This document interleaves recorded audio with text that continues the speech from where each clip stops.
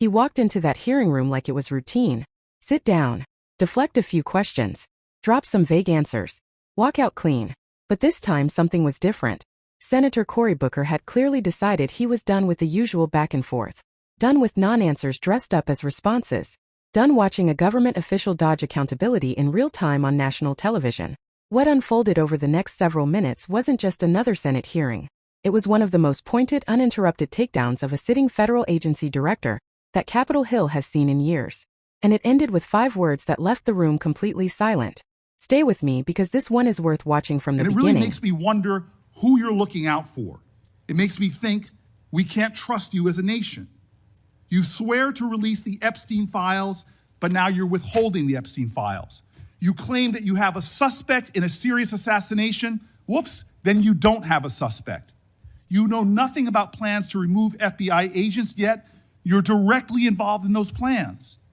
In the words of an ex-FBI official, you are overseeing, and I quote, generational destruction of the nation's premier law enforcement agency.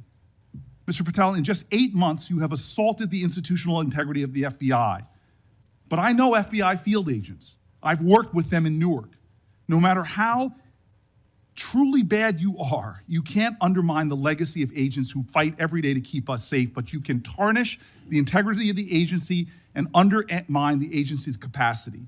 I believe you're failing as a leader, and that your failure does have serious implications for the safety and security of Americans and our families. We're more vulnerable to domestic and foreign attack because of your failures of leadership. I don't think you're fit to hand the bureau, but here's the thing, Mr. Patel. I think you're not going to be around long. I think this might be your last oversight hearing. Because as much as you supplicate yourself to the will of Donald Trump and not the Constitution of the United States of America, Donald Trump has shown us in his first term and in this term, he is not loyal to people like you. He will cut you loose. This may be the last time I have a hearing with you because I don't think you're long for your job. But I'm going to tell you this. I pray for you.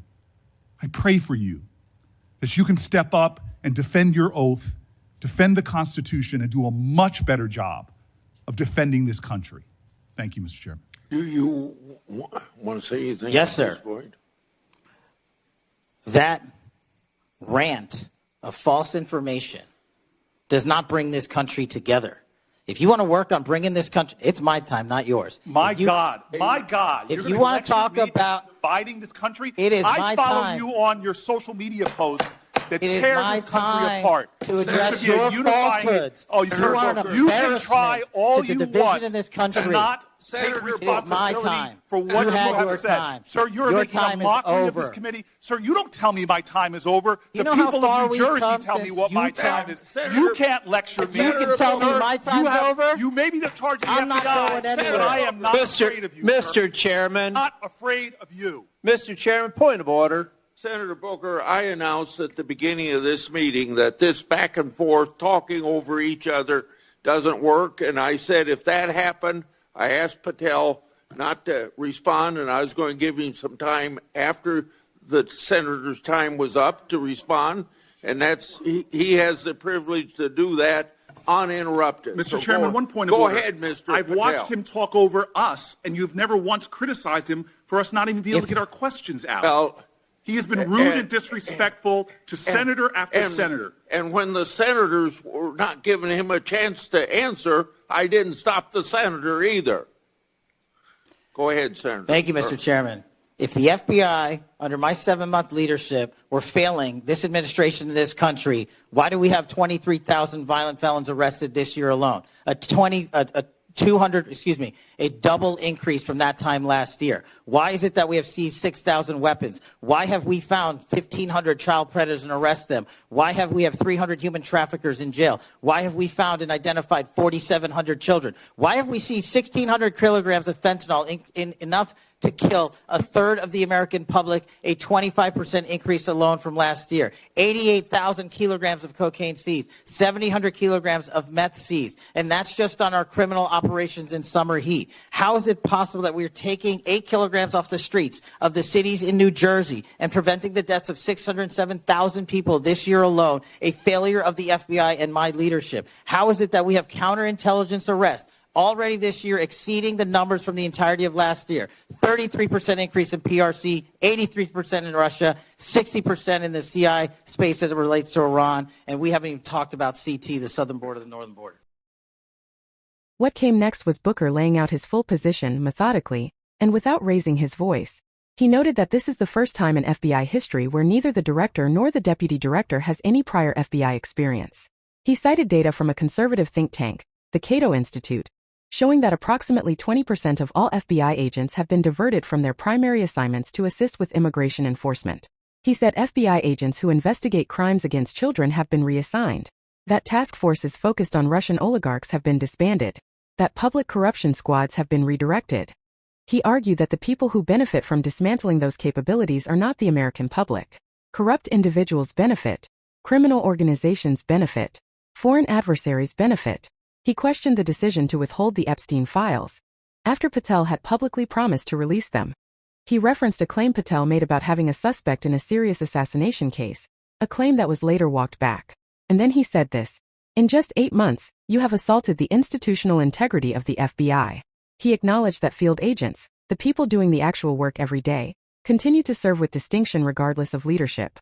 But he argued that Patel's tenure has damaged the agency's capacity and tarnished its institutional credibility. His closing words were direct. He believes Patel is failing as a leader. He believes that failure has real consequences for American safety and security, and he said he does not think Patel is fit to run the Bureau. And then came the 5 words: "I think you're not going to be around long." Not as an insult, as an observation. Booker pointed to the pattern from Trump's first term and his second. People who serve loyally, who carry out unpopular decisions, who take the political heat, they eventually get discarded. The moment they stop being useful, they're gone. No loyalty returned. He said he prays for Patel, that he hopes Patel will step up, defend his oath, and do better by the country. Patel's response when given time to reply? He called it a rant of false information. Booker's response to that was the moment the room broke. Whatever your political views, what happened in that hearing room raises questions that are relevant to everyone. Who is running the FBI?